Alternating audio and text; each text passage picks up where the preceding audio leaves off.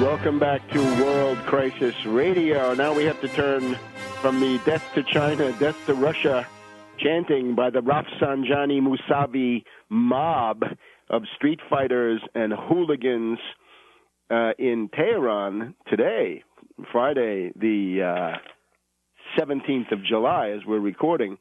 Let's now switch to the economic front. Now, you'll remember Oliver Cromwell, the villainous dictator of England during the English Civil War, tried to wipe out Christmas and Easter and all the other holidays in the Christian calendar at the time. Now we have Obama, for the first dictator or would-be dictator of the English-speaking world, to undertake an attack on Christmas, and you're going to see how. This has to do with CIT factors, and we're going to put this in context for you first. Let's just get the economic overview. This past week, we've had hysteria in the stock market. The Anglo-Americans have convinced themselves that the worst is over, that the recession is over, that we're headed towards singing tomorrows. And the basis of this is the earnings reports from a series of banks. We've had J.P. Morgan Chase reporting this week, Goldman Sachs have reported, Bank of America have reported, Citibank have reported. And the news is good, if you believe it, which, of course, here we don't. What we've got on the public side of it, right, the surface of things, the empiricist view, is that J.P. Morgan has reported $2.72 billion in profits in the most recent quarter. Goldman, even more than that. Goldman, what, $3 to $4 billion? You can check the figure online. But Goldman Sachs says they have had the best quarter ever. Bank of America and Citibank, while not equally rosy, are much better than anybody thought. So, it looks like prosperity is just around the corner. The green shoots are everywhere, not so fast. Notice what this is based on. It's based above all on the idea that instead of having to take all of your toxic, cancerous, fictitious, bloated derivatives and mark them to market, meaning zero or something asymptotically approaching zero, they've now got to, they can do whatever they want. They can mark it to model.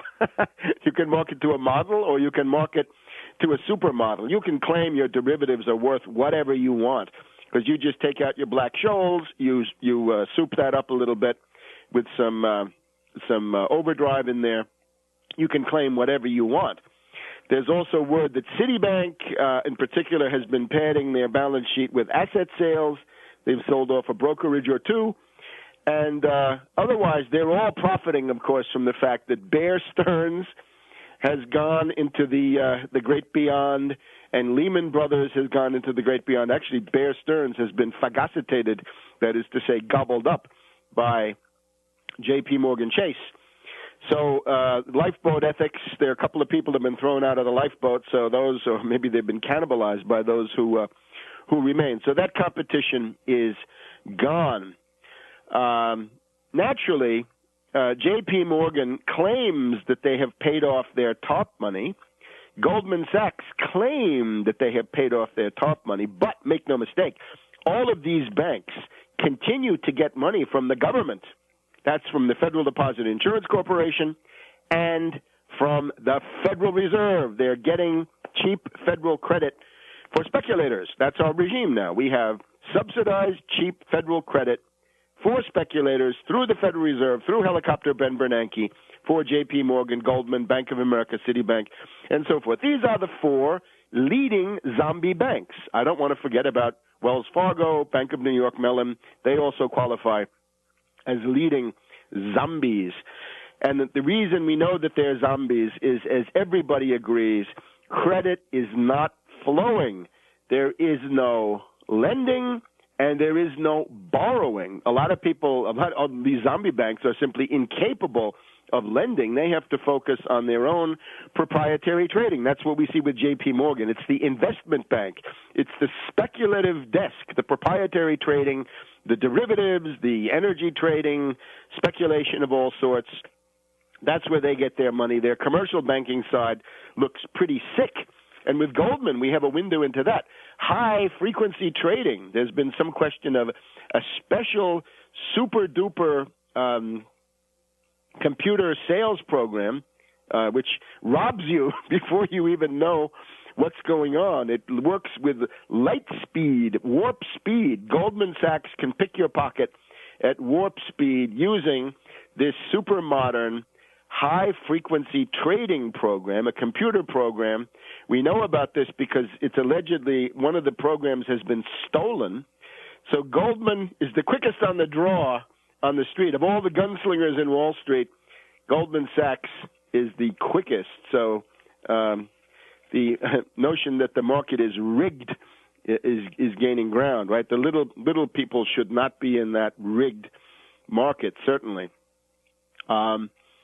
So this is the picture that they want you to see. And naturally, when the stock market sees that, they become hysterical. They've got new gurus out there. They've got new this woman analyst who was able to predict that Goldman's result would be much better than anybody thought, and this then leads to a hysterical rally and so forth. Every time you see the stock market go up like that, 7% on the S&P up in 1 week, this makes you wonder, is that the beginning of hyperinflation? Because hyperinflation is coming, and one of the ways you're going to see it is if the stock market begins to take off, there's going to be a phase of euphoria until people realize by the time you get to Dow 35,000, as Glassman predicted some years back, you'll get there, but you'll get there by way of hyperinflation. And your Dow 35,000 will be matched by, $500 for a gallon of milk or $1,000 for a gallon of milk. So that can easily be coming really at any time.